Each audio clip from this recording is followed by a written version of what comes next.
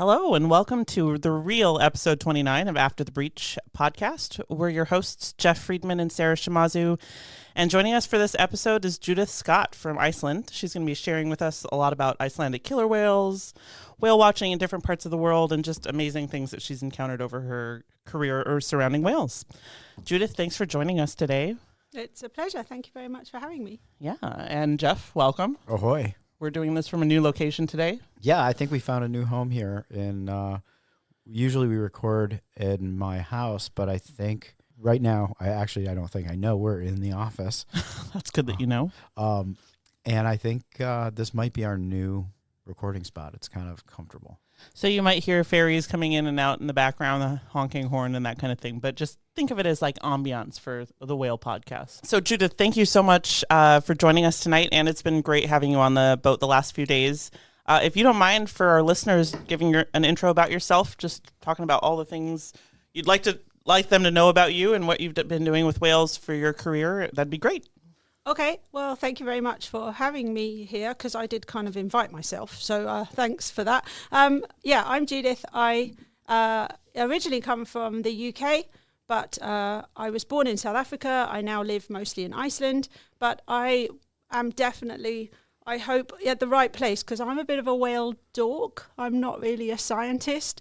You're in the right spot. Yeah, I thought that, having listened to your This is podcast the quite a lot. perfect podcast for that. So, I'm not going to be able to be quite as scientific as some of your other guests, but I Totally fell in okay. love with whales when I was 6 years old. I saw a picture of one on a British TV programme, for any of your British listeners, I don't know how many there are, called Blue Peter, and fell in love with whales, and so decided I wanted to work with them. But this was quite a while ago. I'm getting on a bit. And I was not encouraged at school at all to do science, and I slightly struggled with it. And when I went to a careers advisor and was struggling particularly with maths, or math as you call it here, he just said, well, why are you studying science? And I said, I'm going to work with whales and dolphins. And my memory of this moment is that he just went, oh, duh, don't be so ridiculous. Of course you're not. You can't do that. And so I dropped all my sciences and I did a degree in art history. Really useful. But Equestrian studies, equally useful. Oh, good. Okay, so I'm in good company. But anyway, but I just loved whales from being a little kid. And so I went to my first wild whale watch in Scotland, and we went out for a week, and I saw a minke whale surface twice, and I thought that was amazing, because that's what whale watching was like in the UK 30 years ago. So maybe the careers advisor man wasn't that wrong. But anyway, I heard about an internship in the US where I could go and volunteer in Gloucester, Massachusetts. And I begged the poor woman there over email for many months to let me come and do the internship. And she finally let me. I was the first foreigner to do it. And that was what started me off. So I went to Massachusetts, volunteered there. And then through that, I got to meet Ocean Alliance and Roger Payne. And I volunteered on Odyssey, Roger's research boat, painting, sanding and varnishing for a few months, getting the boat ready for a round-the-world voyage that was studying sperm whales and sailing around the world for 5.5 years. Wow. So, I ended up being on board the boat for 2.5 of the 5.5 years, sailing around the world studying sperm whales.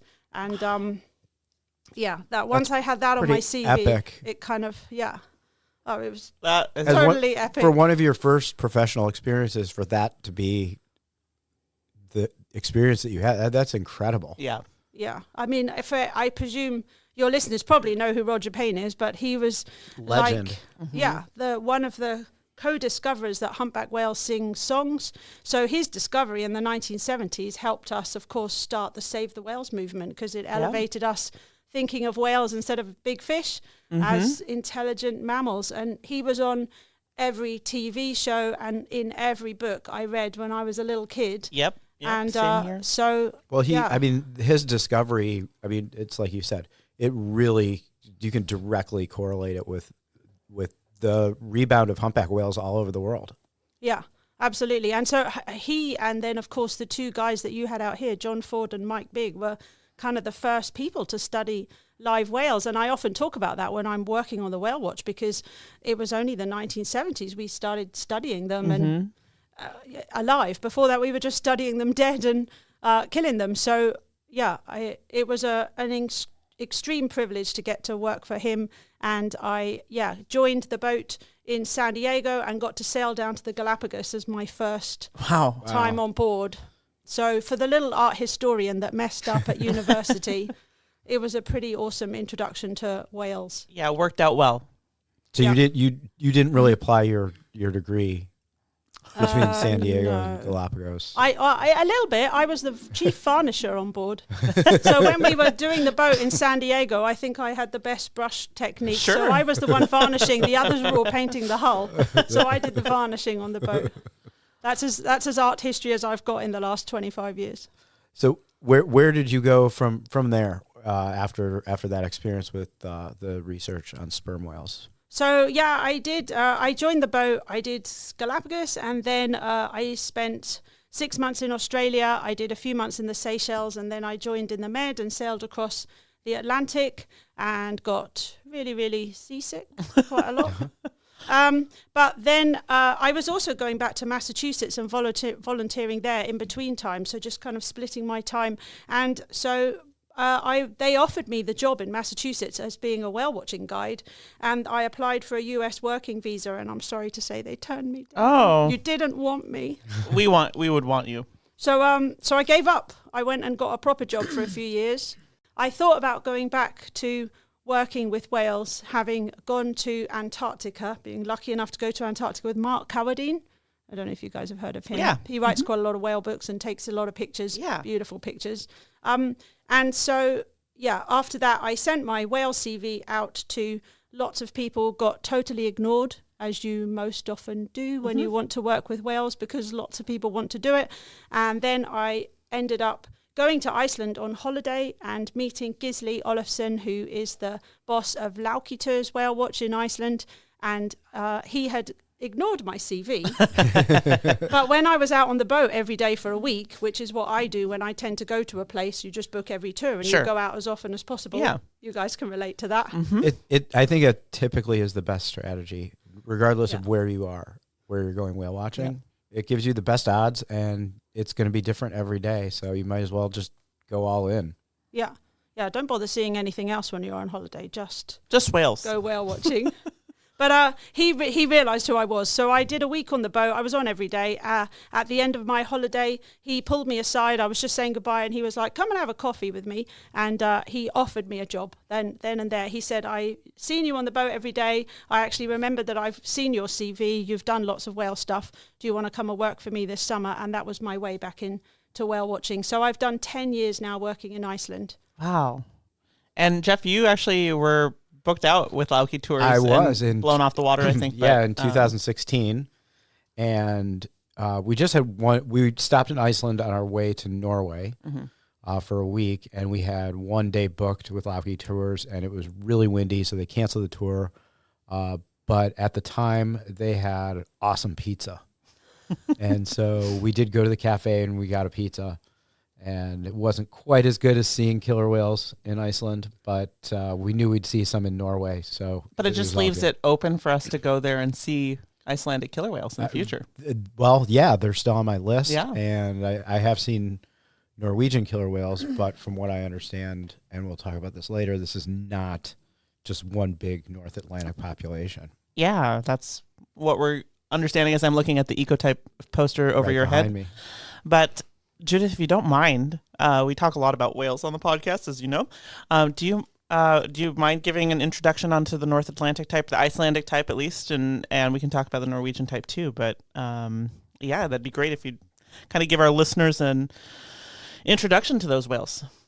The Icelandic killer whales are part of the two different ecotypes of the North Atlantic. But I think from everything we know about orcas, killer whales, I don't know which one you say.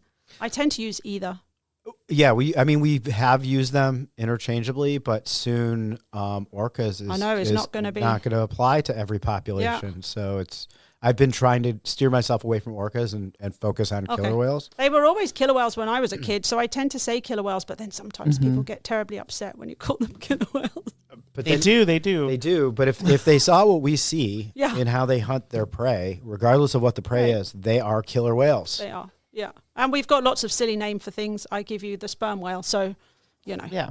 Anyway, okay, killer whales. So the Icelandic killer whales, they are, the North Atlantic is split up in only 2 ecotypes right now, but we all think it's far more complicated than that, like Sure. all of them are. The Icelandic ones are primarily eating herring in the North Atlantic around Icelandic waters. They're famous for doing carousel feeding, which is when they work together, swimming around the herring, flashing their white bellies at the fish in order to make it huddle together, and then they smack the herring with their tails and then come round and pick off their individual fish. And they feed it similarly to the Norwegian killer whales, which also feed on herring, but they feed on the herring in a slightly different way to the Norwegian ones, but at the moment they're still called one ecotype. And then, but some of them, one of the most popular questions we get asked on the Whale Watch all the time is, are they residents or transients? Because so much of the research that we've done on killer whales for the last, 40, 50 years has all been done out here. And yours are so well known compared to ours, but they really don't fit into those neat little ecotype.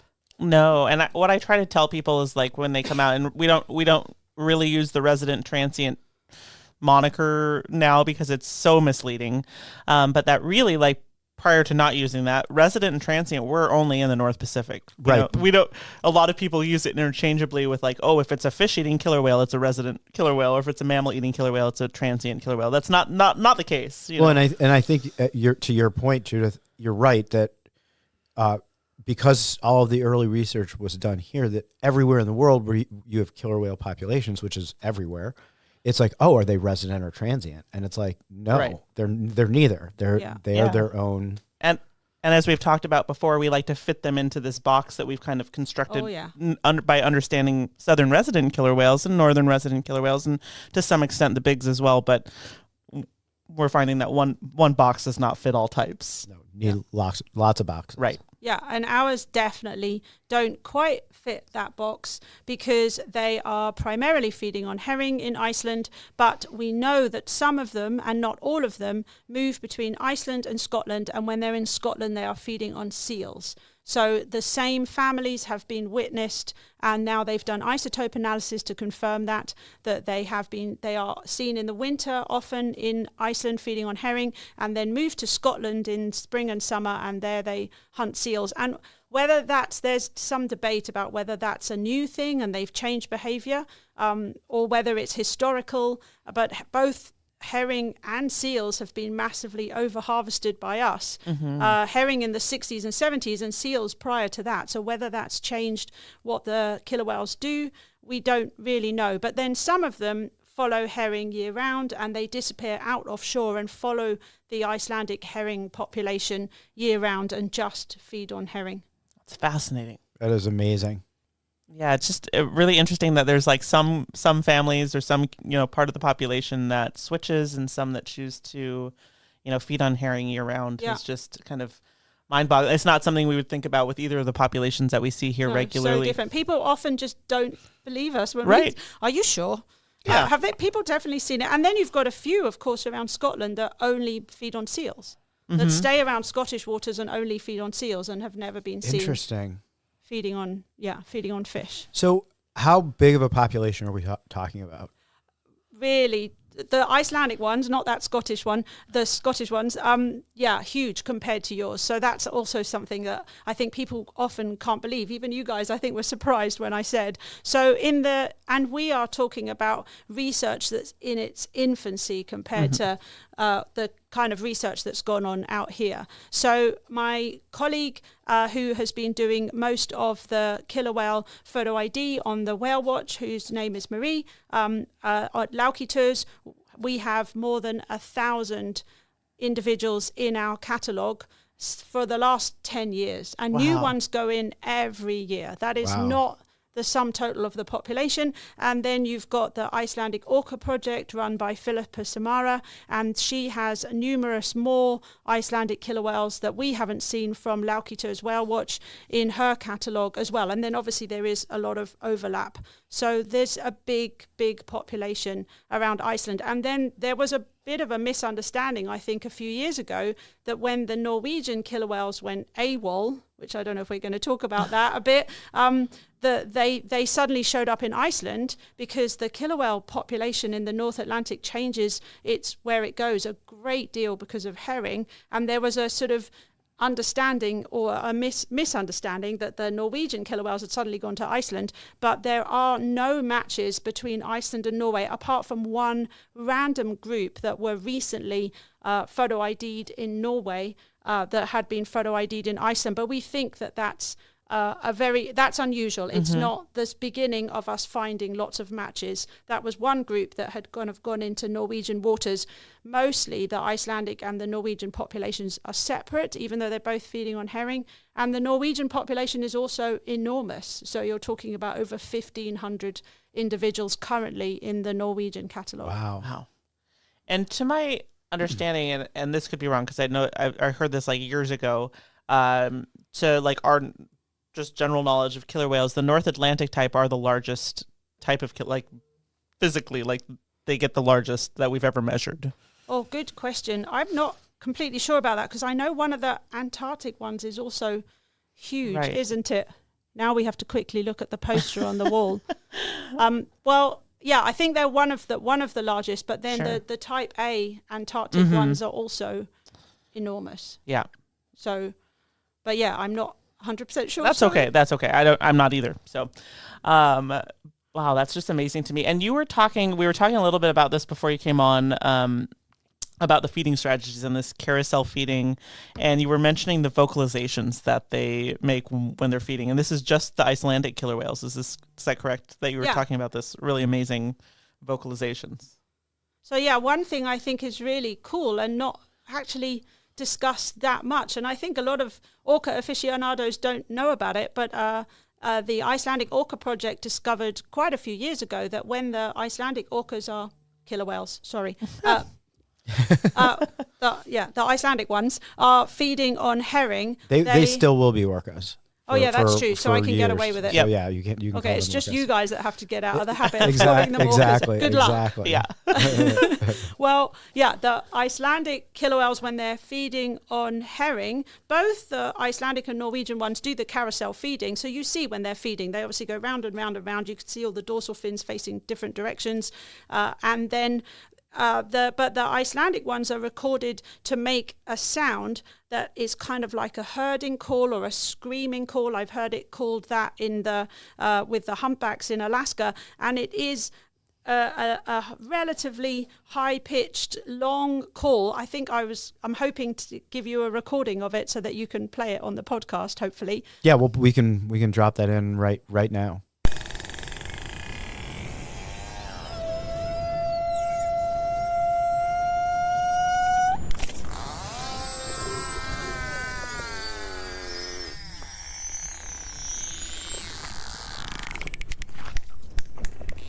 It's so cool, and yeah, keep talking about this because it's so fascinating. So, yeah, this call, which hopefully you just heard, was recorded quite a few years ago, and what they think it does is it vibrates the herring swim bladder, so the herring is unable to go up and down in the water column. And the fascinating thing, I just think this is completely fascinating, is it is almost exactly the same as the call that humpbacks make when they're feeding on herring in Alaska. That's fascinating, right? How does that happen? Yeah. Different ocean, different species, but same prey. Same prey and same technique. Yeah. So cool. Just fascinating. But yeah, the Norwegian killer whales, as far as we know, do not make that sound. And so, yeah, they seem to be just doing the carouseling. And this is just completely anecdotal for me, because I've also got to work in Norway. I haven't mentioned that bit yet. I've done 3 seasons working with Norwegian killer whales, and when they're carousel feeding, the herring is often jumping at the surface, and you can see the herring leaping out of the water. The Icelandic killer whales don't push the herring all the way to the surface. We just do not see herring jumping. They are obviously feeding on it just below the surface. Oh, interesting. But so I don't know why that difference, but I've just noticed that, being lucky enough to have worked in both places. And is this something that you see when you're out on your whale watching tours? Is this behavior that you're able to see? The feeding behavior? Yes. Yeah, I mean, obviously not every day. We don't always catch it. Sometimes we're just seeing them traveling. Sometimes we see them socializing, same as you guys. But yeah, we see them carouseling fairly often, and often the way we find them when they're carouseling is looking for the gannets. The gannets are flying high above the killer whales and plunging into the water, and it is so often the gannets that gives them away. If we see plunge diving gannets, then nearly always there are killer whales underneath. And then we can just turn the boat off and drift and watch them. What does it look like when you're watching from the surface? What is carousel feeding? So mostly, I guess, you just see the whales so off. I mean, it's usually got birds around, and you just see when we've occasionally where we have watched a feeding event start. So we were there and they were traveling, and then they obviously find food. I mean, birds are incredible as well, aren't they? You just see the gannets arriving from miles around, and you're like, how do you know? And then you can have 1 or 2 birds, and then all of a sudden there's 100, and so the birds are going mad, and the killer whales are just swimming. I mean, they don't do anything quite as dramatic as yours. I'm afraid to say that's all happening underneath the water. But you just see the dorsal fins, they blow hard. You guys know when whales are feeding, they're using more energy. So the blows are just much bigger and making these big breaths as they're working the herring. And they just go round, and you can see all the dorsal fins going around in circles rather than that's pretty obviously cool. when they're traveling. It really is cool. Yeah, it's funny. You're talking about like, oh, it's not as exciting as here, but I think it's still super exciting. Yeah, it sounds really cool to be able to see them going around. You know, and is it? I'm assuming it's kind of fast paced. Yeah. No, I mean, I shouldn't say it's still super exciting. They're just not kicking dolphins 20 feet in the air. Yeah, well, I mean, that's not something not that kind of exciting, right? And that's not something we see every day out here. I realize that. I get it. But no, I mean, of course, it's really, really cool to see, because it's just.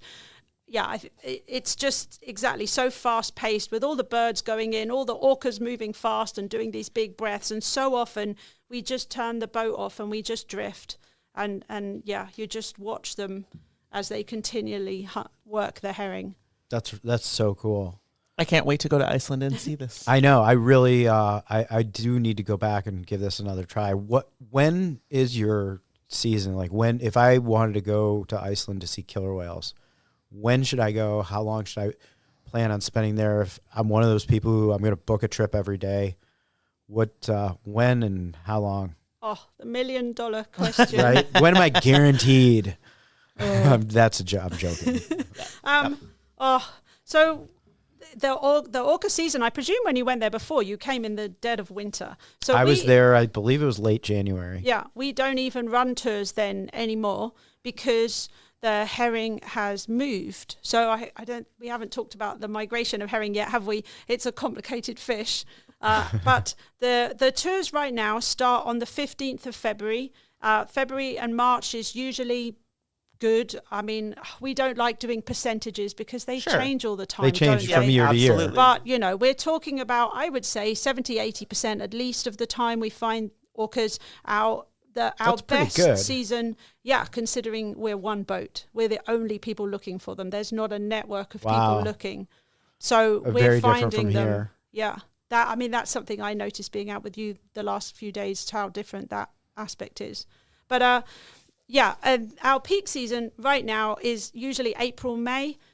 April has been our highest percentage in the last few years. Last April, we got 100% of days. Wow. But there was one tour we didn't get them. But we had another tour that day that got them. So I think there was just one tour in April we didn't find any. That's amazing, especially being the only boat. Yeah. We might have to put a boat in Iceland. The boss would not appreciate it. Oh, by the way, boss, I did a podcast and now they're opening a whale watch here. Right next door. No. We'll just come and visit. Yeah. You might not be allowed to work in Iceland, sorry. But so April and May are really, really good. June starts tailing off a little bit. July, we see them a handful of times. August, we've seen them, I think, once or twice. And then September, I don't think we've ever seen them. They do disappear by then. So, and how long do you need to stay? And how long?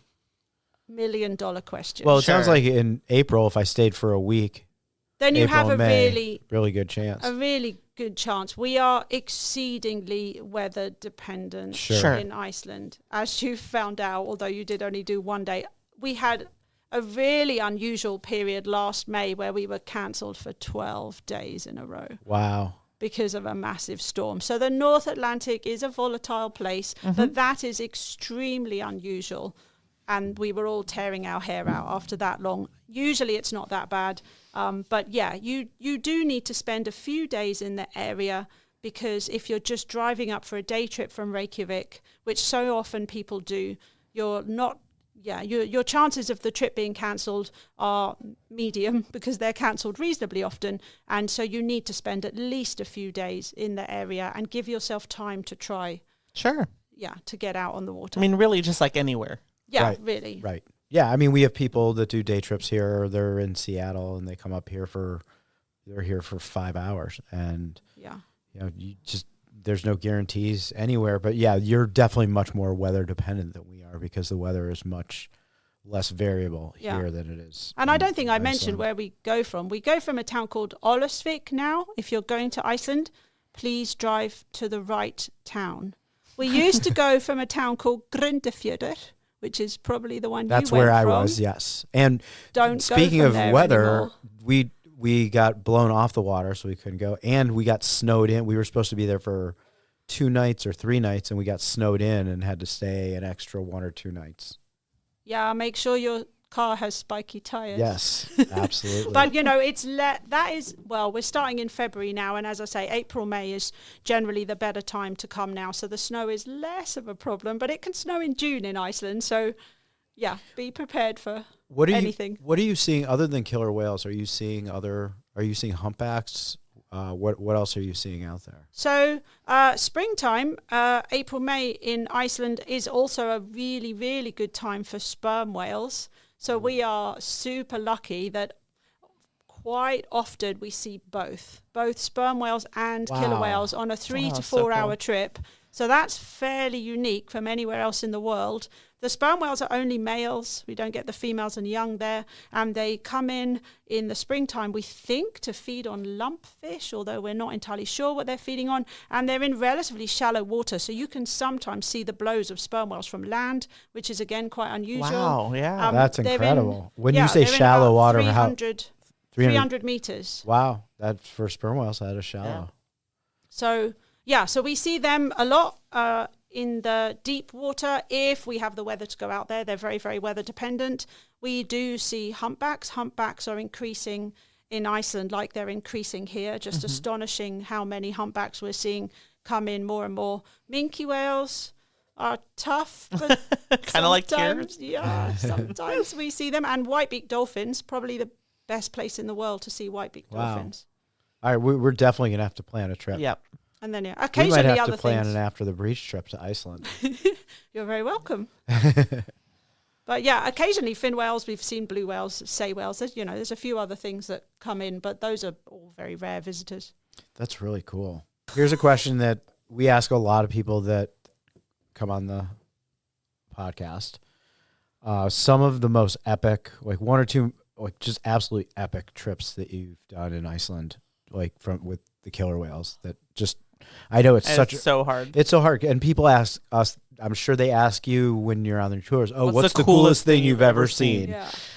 And and so it's like, I'm not asking you that. Just when I ask the question, like something pops into your head. It doesn't have to be the coolest thing, but like when I said that, what popped into your head? A memory of a story from a trip? Yeah, actually, The coolest thing I've ever seen is hard, because I've worked in lots of Sure. other places Yeah. too, and the lagoons in Mexico, you guys have been there, and but actually there is one trip pretty much that springs to mind in Iceland, and we called it was my first season there, and we called it Spy Hop Day. So as I mentioned, our whales generally are not quite as active as yours, although I know obviously the residents were famous for being more active than the bigs, but the bigs will still do cool stuff, particularly after feeding. That's my understanding. And ours can breach. We have seen it. But it's really, really rare in Iceland. They don't do it very much. And actually, Norway is the same. The Norwegian killer whales don't breach much either. But they do spy hop more often. And we have had a few trips with really awesome spy hopping. But the one that springs to mind was from my first season there. So we were all quite new at this. Lauki Tours was a very, very new company then. And we had a day where it was not really an orca season, although we didn't know that back then because it was in July, and we saw them spy hopping far away. Like so often we associate spy hopping, which is obviously when they stick their heads out. You guys know that. I'm sure your listeners know that too.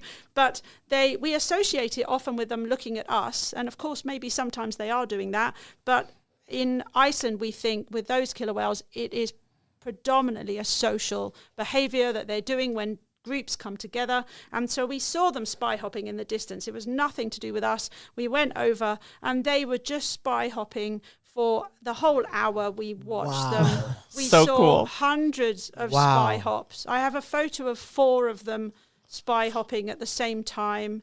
Can we post that in the show notes? Yeah, I can certainly send that to you. That's It'll look like it's a mummy and loads of babies. That's what people always think it is. A mummy because there's a whole row of like little noses coming out of the water, but they're all adults. It's not a mummy and a baby. Sorry to burst the bubble, but you can see I call it like domino spy hops because it looks. And yeah, there was just, I have so cool. all my best spy hopping pictures from that one day. And they were still spy hopping as we left. We had to leave because, and we've never seen anything quite like that before or since. You're going to take me to Iceland, and I'm not going to leave until I'm not leaving either. Yeah, I know. I want to see like that. Yeah, that is absolutely incredible. Oh, I've never heard anything like that. that's really cool. Yeah, it was just Spy Hop Mania. We've had one other day which we called Spy Hop Day 2, but it wasn't quite as epic. But that was, and we do see them spy hop regularly, but certainly not all the time. But so often it's the young ones when they're playing around. Mm-hmm. But this was nearly all adults just going nuts. That's so cool. Yeah, no idea why. So you've been whale watching lots of places and have done many trips, obviously, in Iceland from working there. And you just came out with us for a few days. I did. You've been in Monterey recently. I have. So how'd you like it out here? Tell us a little bit about. I mean, we know, but tell our listeners what you saw out here, how you enjoyed the trips. I love your boats. Oh, thank you. I've mentioned them to my boss. I like the windows. So the windows inside and are you're not awesome. standing outside in the freezing cold. Anyway, they might not work quite so well. I love the fact that you don't have swell here. Mm-hmm. Yes. That's a good thing. But it is very different because, well, obviously you've got all these islands, like all these places where the killer whales can hide behind. And I just imagine without the network of boats here, your chances of finding them would be just so limited, partly because you've just got all these islands that then these, little channels. So many channels. Behind. And you can go, I mean, this has happened to all of us where we're coordinating a search and I'm searching on one side of a small island. It's not a big island. And I'm on one side and I keep going up from side to side of a chain of islands.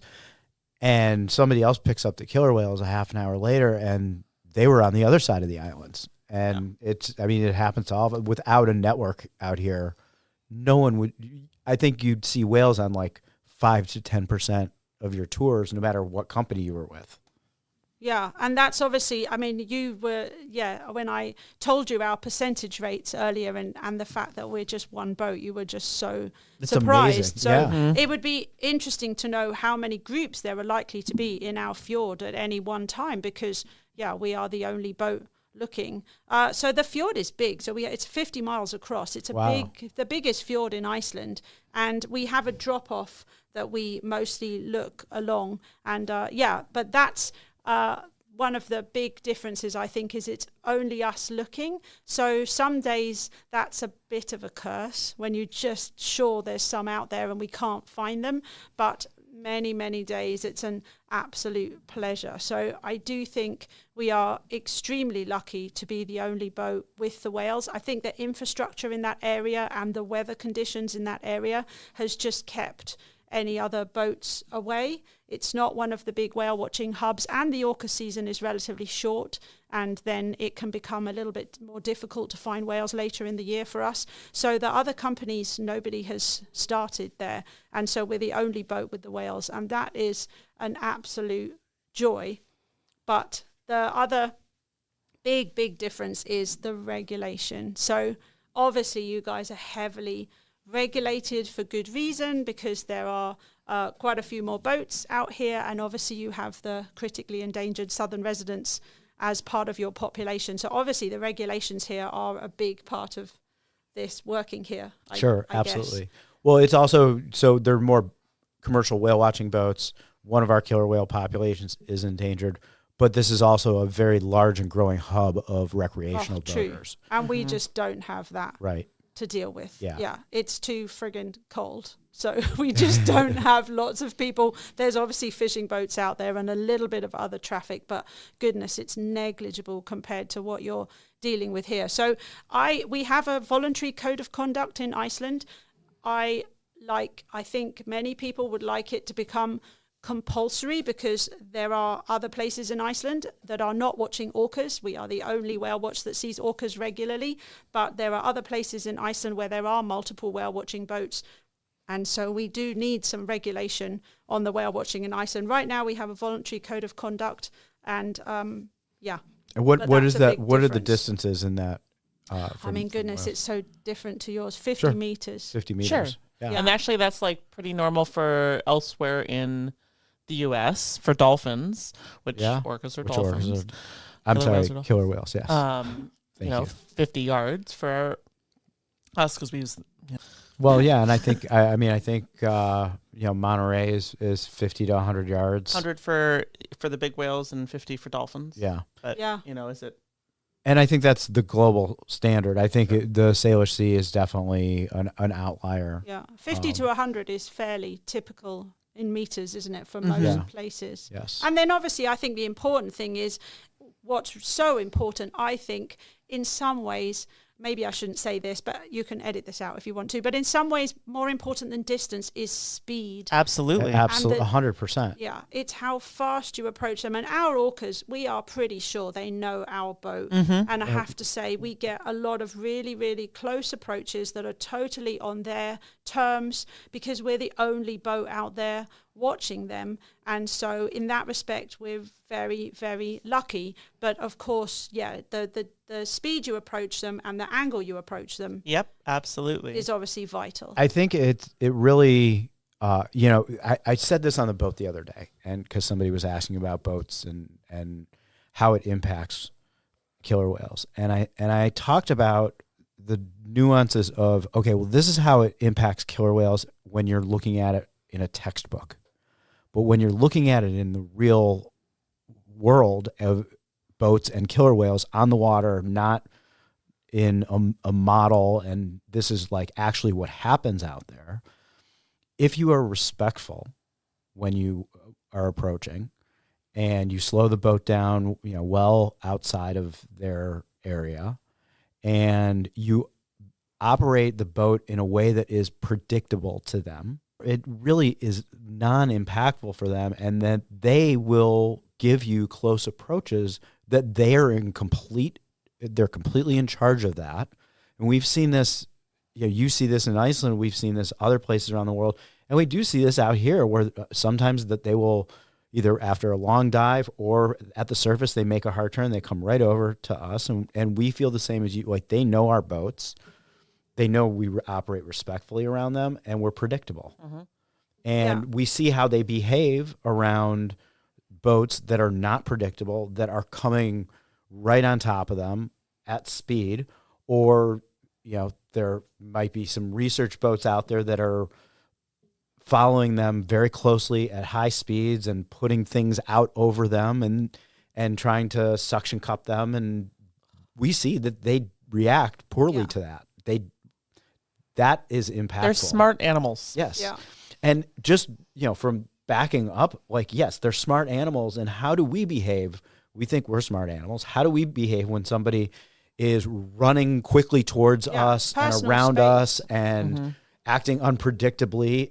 It impacts our behavior. But if people come close to us slowly, we know what they're doing. Right. So It doesn't impact our obviously behavior. You have to have a distance. You have to have that in the regulations. But Yeah, so absolutely. much of it And I don't want is it to be about misconstrued that I'm saying we shouldn't have regulations, but there is a way of doing that. And really, and I talk about this on the boat, like the most important thing for me that I feel when operating a boat around whales is be predictable. They know we're here. As best as I obviously can't interpret how they're thinking about the boat, but as best I can, operate it in a way that would be consistent with what they're seeing and be predictable. Yeah. And when you're around whales, and it's not just killer whales, is it? Humpbacks are very much Yes. like this as well, and other species more or less. But yeah, you obviously can't tell what they're thinking. None of us will ever be able to do that unless artificial intelligence allows us to talk to them. Really, you want to talk to them? I'm not sure I want to. I don't want to. No, I don't want to. No, I want to know what they're thinking. I don't want to talk. I don't want to know what they're thinking because I'm afraid of what they're going to say back. But I feel like swear words might. If swear words exist in killer whale language, they might come out when we hear what they're saying about us. I'm okay with a killer whale F-bomb. But what were we talking about? I completely lost killer whale that F-bombs, I believe. Being predictable and humpback whales. Like, I think where you were going with this was like, if whales don't want to be watched, like if you can tell. We can't tell what they're thinking, but there are behavioral clues. You read my mind. Yeah. Just like people, there's going to be days when we're kind of feeling antisocial and we're just wanting to be left alone. And I think for those of us that have been out here a long time, we see those clues and we are cued into that very They easily. make it reasonably obvious when they're grumpy. And I think killer whales and humpback whales both do that fairly clearly. As operators, I'm always looking for the ethical choice, right?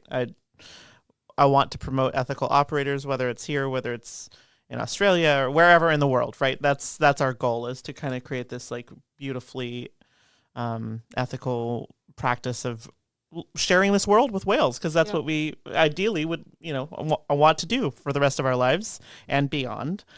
And to me, I think like we always operate here as wanting to be like a fly on the wall. We don't want to impact behavior, change behavior, and to think of someone coming in and dropping people in the middle of feeding killer whales so they have to actually, they don't care, but that they group up and leave. Like, that's the worst. Like, they're feeding. That was just one of the worst things I've seen. And I have to say, because we're talking about this now, there are people working so hard in Norway to try and make it better. There are people trying to do it really properly. And there are companies trying really, really, really hard to do it ethically, but it's hard to find them. It's just such a mess out there. And then the problem is that even if you're with one of the ethical companies, if the other companies just come in and they start hounding the whales, then, the ethical company just leaves and goes and looks for other whales. But, it's got to have some regulation.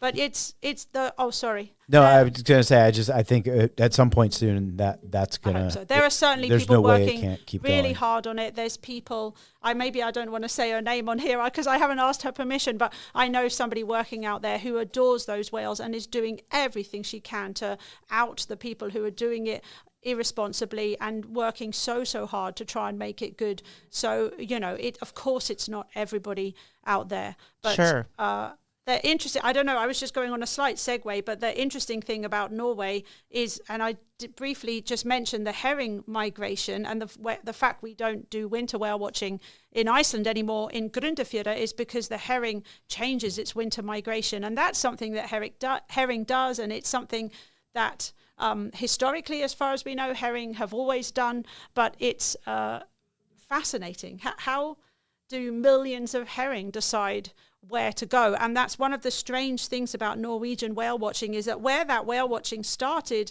for killer whales was in a place called Tisfjord. There was just one big boat and two small boats, hundreds of orcas in a small fjord. It was hard to get to, so the swimming was not a problem. And I have to say, I was lucky enough to do it way back then. That was in 2004, so I have seen the orcas underwater too, and it's an absolute dream, isn't it, Jeff? Absolutely. I mean, it's incredible. And I'll post a photo from my trip that I got from my GoPro, and it was incredible. Yeah, it is possible to do it properly. I think it's harder when you're in a place unlike Silverbank where the whales are feeding. You have to be more careful than in a breeding ground where they tend to be more kind of chilled out. Mm-hmm. But it is possible to do it well. But then, when the herring changed its migration and it left Tisfjord and then it went AWOL for a couple of years, but then it showed up off Tromsø. And Tromsø, of course, has a big international airport. And so the killer whales came in, and then every man and his dog who had a boat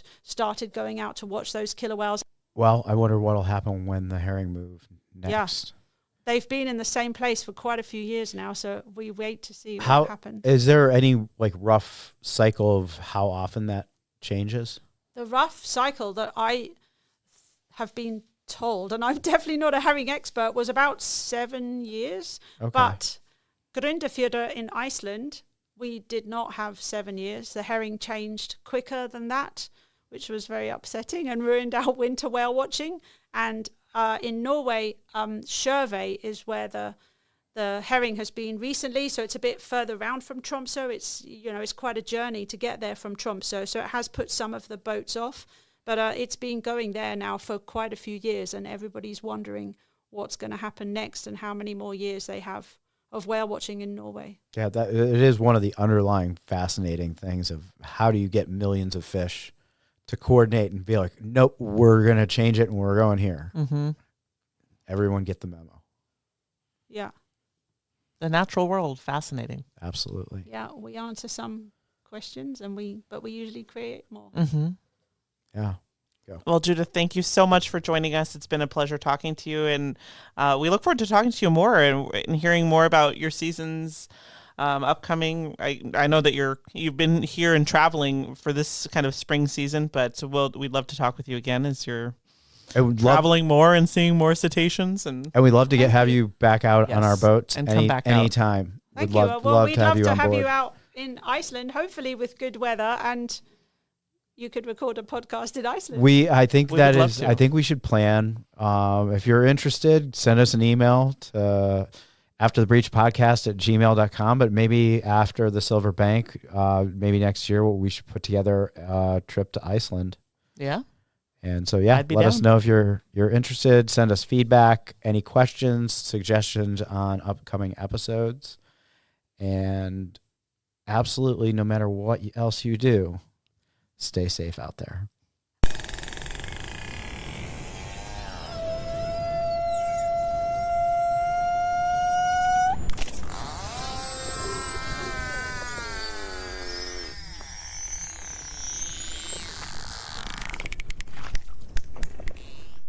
Thanks so much for listening to this episode of After the Breach podcast. If you've enjoyed it and want to help us out, please share this with your friends, family, and any other whale-loving folks you can think of. We would also love to hear your feedback, so please leave us a review wherever you listen to podcasts. If you have topics you're interested in and would like to hear on the show, please send us an email. We'd love to hear your thoughts. You can find us on Instagram as @AfterTheBreach and on Facebook as After the Breach Podcast. And if you'd like to go whale watching with us, then come on up to San Juan Island, Washington State. We run tours with Maya's Legacy Whale Watching, departing just steps away from the ferry landing in beautiful downtown Friday Harbor. It's a great destination for a day trip or multiple days and offers some of the best whale and wildlife viewing in the world. We would love to take you out on the water to see the amazing whales we talk about on our podcast.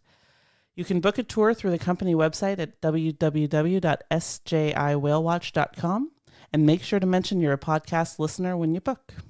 Thanks again for listening, and remember, stay safe out there.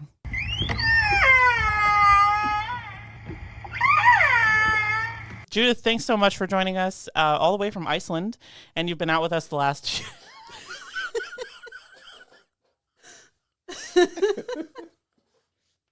This is going to go downhill real quick. I know.